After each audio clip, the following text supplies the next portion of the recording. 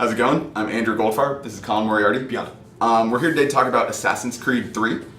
Today Ubisoft revealed the box art for the game, and there's some interesting stuff going on with this. We just want to talk a little bit about the history that we can pull out of this image, as well as what it means for Assassin's Creed specifically.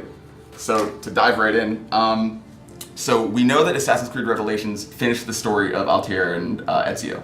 So this guy is some new descendant of Desmond. So there's a lot of Native American influences in this. Typically, Ezio and Altair, their hood was just a triangle that came down, and here we have this like bird that seems pretty derivative of Native American imagery. In the box art, we can see this diamond beadwork on his arm, right here. And then back to this image, we have the diamonds on his pants, which seem very Native American inspired. More importantly, he has a tomahawk.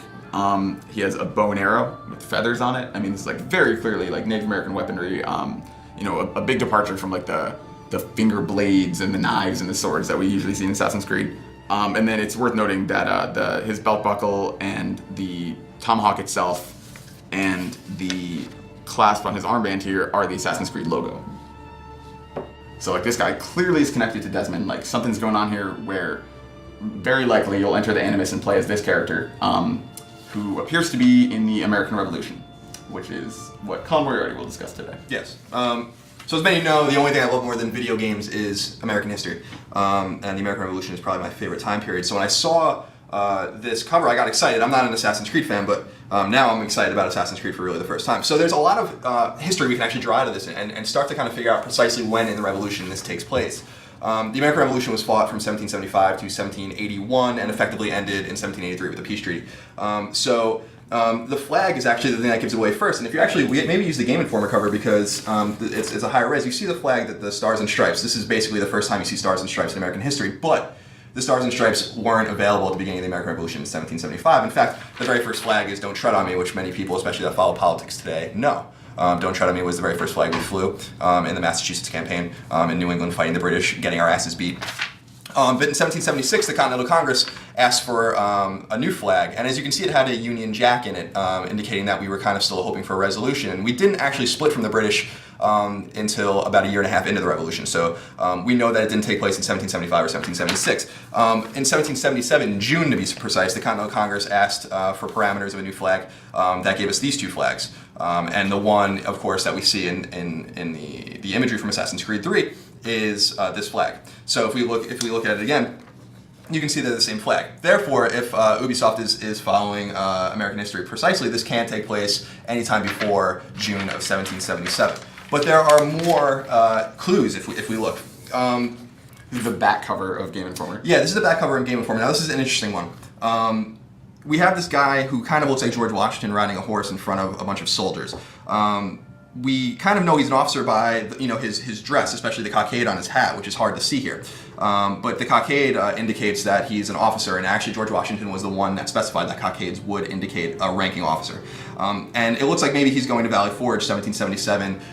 The revolutionaries are licking their wounds after kind of getting beaten in the New England and New York campaigns. So that's possible, that's there, and kind of places this in the middle of the revolution as well. But if we go back to this image here, the box art on PlayStation 3, we see some other interesting things too.